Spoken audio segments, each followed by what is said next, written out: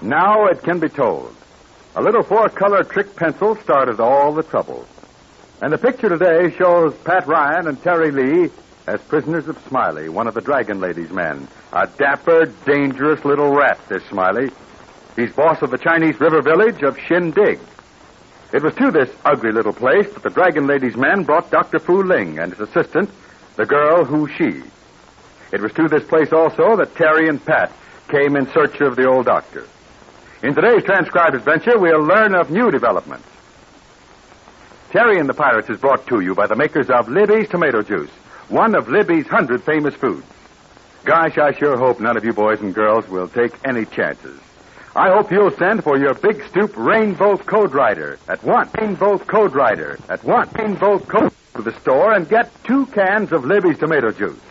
The labels from 2 cans of that grand-tasting juice and 10 cents are all you need to get your wonderful Rainbow Code Rider, just exactly like the one that Big Stoop and April have been using in the show.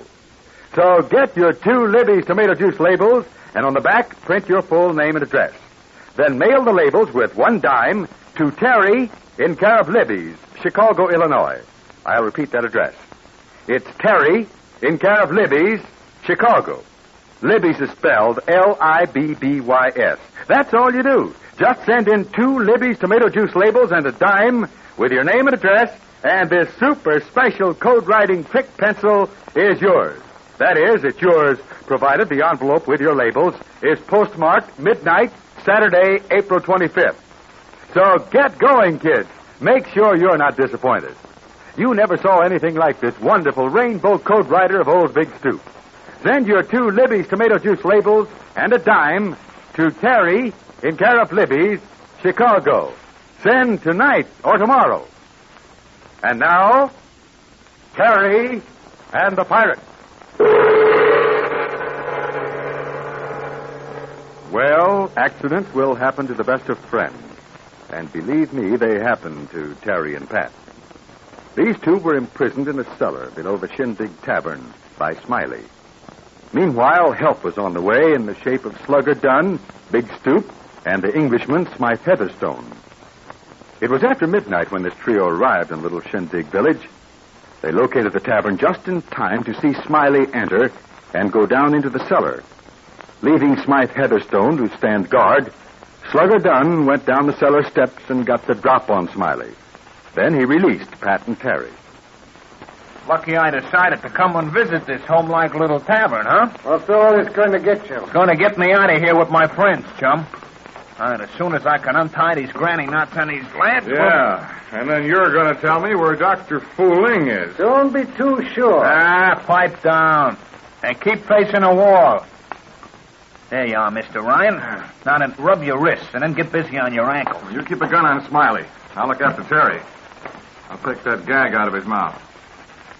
You're a welcome sight, Slugger. You know, all this turned out too easy. I expected we'd have a lot more trouble finding you. Well, I'm glad you got here anyway. There you are, Terry. How do you feel? I'll be all right in a minute. I'm glad to see you, Slugger. Don't mention it, Terry. It was just by accident that I saw this little guy Smiley coming in here. I didn't know what I'd find, but I followed him in anyway. Now then, you're both free. And there won't be no more trouble. No, there shouldn't be any more trouble, but... But what? What are you staring at? You're staring at me, Jigger. Huh? And I'm standing here on the cellar steps with trouble in my hand. And if you turn my way, I'm going to pull a trigger.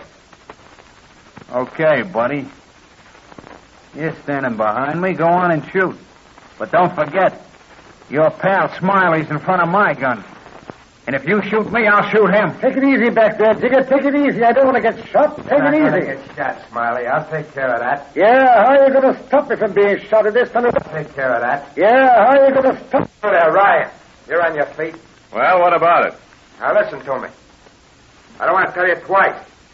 You take the gun from the hand of Slugger and give it to Smiley, understand? But... Take the gun from his hand, see? Okay, Mr. Ryan. Go ahead, take my gun just like he says. That's right. Are you kidding ourselves? He's got the whip hand. You said it, mister. The old whip hand. Good work, dear. Glad you dropped it all of a sudden. Save it, Smiley. Okay, now, Ryan. Now you got the gun handed over to Smiley. Thank you, Mr. Ryan. You don't know how much better this little implement makes me feel. What do we do with these three guys, boss? A nice collection, I'd say. You have Mr. Ryan, the young fella Terry Lee, and now this new pal of theirs. They call him Slugger, I believe. Well, what are we going to do with him? Let's see. It's getting on toward morning. We'd better leave him in here. Yeah, all right. Suppose we do tie him up, but then what? Well, we can't move him during the daylight. Yeah, but I still want to know, what are we going to do with him? Well, don't you understand, Smiley? Your friend Jigger wants to know what's going to happen to us. Tell him you haven't any orders from the Dragon Lady about it. I can make up my own mind about you, lads. Oh, no, you can't. You can't move without orders. We came here to find Dr. Fu Ling. He's a prisoner of the Dragon Lady. All this gunplay down here doesn't mean a thing, and you know it. That's right. You're just working yourself into trouble. You have no reason to keep us here. You have no orders from your boss. Then I'll keep you here until I get orders. Does that satisfy you? Gentlemen, all this business is getting much too complicated, really. Quite a joke. Drop that gun, old chap. You too, Smiley. I believe that's the name. Hey, no. I believe that's the name. Hey, no. I believe that's... Gun, Smiley. Turnabout is fair play. Now, wait a minute, gentlemen. It's getting a little crowded down here. Hand that gun to Ryan. Yeah, sure, I will. Like this.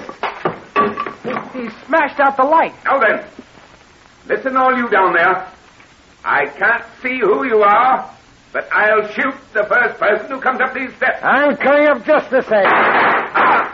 Help me. Hey, I've been hit. Help me. Now then, you see, I mean business. Heatherstone, I'm coming up. Come on then. There's two guns down here. Yeah, and I've got one of them. Now listen, all of you down there. The light's out and I can't see who's who. You, Smiley, you're going to stay down there and fight or come up these steps with your hands over your head? I got just as much chance down here as your pals Terry and Slugger. As long as I got a gun in my hand, I'll take care of myself. Yeah, and I can take care of these two other guys down here, too. You can't, Sonny boy. You talk too much. I knew right where you were standing. I don't need you down here now, Mr. Ryan. Stay up on the steps with Heatherstone. Did you let him have it, Slugger? And the old 1-2 right in the dark, boy. I got eyesight like a cat. I must have been eating carrots. You all right, Terry? I'm all right, Slugger. Just picked up Smiley's flashlight. I was afraid to turn it on. Now we'll see what's happened down here. Yeah, let's take a look. You know, I never had a scrap in the dark before. Smiley's out cold. Here's Jigger. He's been shot all right. Well, wait up here, Mr. Heatherstone. Hello, Terry. How about Jigger? I can't Is he tell. hurt bad? He's unconscious. Mr. Smiley Heatherstone's a good shot. Yeah. I can't figure out how Jigger happened to get in here. There was nobody around when me and Smite Heatherstone snuck in. I left old Smite up in the kitchen to watch and wait, but I saw him come in, of course. It's dark. He couldn't see me. I imagined he was coming to join Smiley down here in the cellar. He tiptoed to the trap door and stood there watching what was going on. Well, I let him come down here, you see. Jolly good idea, eh, what? I don't know whether it was so jolly or not. Jigger might have killed me with that gun. Oh, no. I had him covered every step of the way. Of course, you didn't know that, but I did. Now, you see, we have two birds instead of one. Well, let's get out of this cellar. We'll have to notify the police or the army. Yeah, but there's something else I want to find out. You mean where Dr. Fu Ling is? What's happened to her? Maybe we can get Smiley to talk. He must know where the doctor's been taken. Well, dash it all, let's get out of here. This cellar's very damp. Not good for my rheumatism, you know. I'm sure all this can be discussed in a much more pleasant place, eh? Well, Pat, now what? Well, what time is it? Almost dawn, I'd say. Yes, the sun will be up in another half hour, Mr. Ryan. Well, we'll have to let the police in on this affair. With Jigger shot and Smiley knocked out, there'll be trouble in this tavern unless we get help. Well, Slugger's back there in the kitchen looking after those two men. You want me to go for the police? Better let me do that, Terry. There's no law in this village of Shindig, you know. The best we can do is get the authorities from young Cuthbert. I'll drive back there in the car. I know just who to see. I'll explain everything. Good. That'll leave Terry and me to prowl around a bit. But get some John Laws back here quick. Oh, certainly. Indeed, yes. I'll go immediately. Cheerio. And don't get in any more trouble, old man. Rather distressing, to say the least.